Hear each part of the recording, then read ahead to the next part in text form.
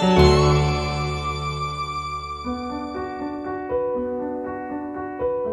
the youngest of four, and I have two sisters and a brother. My dad, I was his only child in the marriage of him and my mom. They got a divorce when I was super young, and that was very traumatic, and didn't realize that until my life started taking a bigger turn when my dad was no longer in the home. They sent me away to my grandma's house in Arkansas. When I came back, my dad wasn't there. And my brother was now the man of the house. He wasn't the best big brother, and a lot of big brothers aren't, but he was so detrimental to my life, where he was always being super rude and obnoxious and mean. And when you talk about the leading factors to getting exploited, one of those things is the need to feel loved and accepted.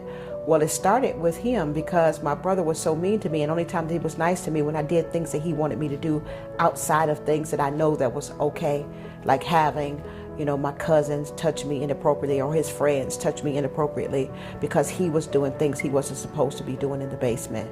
That started the trend for me to cover up, to lie, to wear a false face.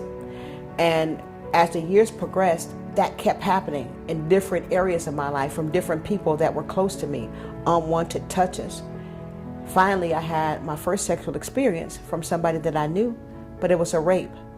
And they forced themselves on me and in me. And the traumatic part about that is that we were just going home for the day, and my cousin and I got in a car that we shouldn't have, because we knew the guys, and they took us to the back of an abandoned building, and we got out and started running.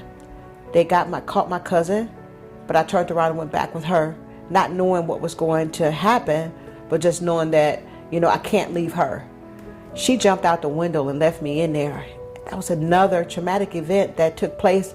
And when God gave me the words to say to those guys, it was like 3 or 4 guys lined up outside of the door waiting to come in and to have their way with me. But the first guy did, and he found out that he thought that I was on my period. And he was like, some very bad language, that this bee is on her period, and whatever God gave me in that moment of survival, whatever words he gave me to speak to them, they didn't kill me. They didn't hurt me any more than they could have. And they drove me home 2 blocks away from where I lived. And I promised not to tell. And I didn't. So when I went in the house, my dad was there, because by that time my cousin had made it home and told them what had happened. So I created this elaborate story. That's why I'm very careful about when people ask me about my life. I always say, I can create a story, and it can be very graphic, and it can be whatever you want it to be. But I choose to tell you my journey, because it's as much as I can remember and as much as I can bear at the time that somebody's asking me.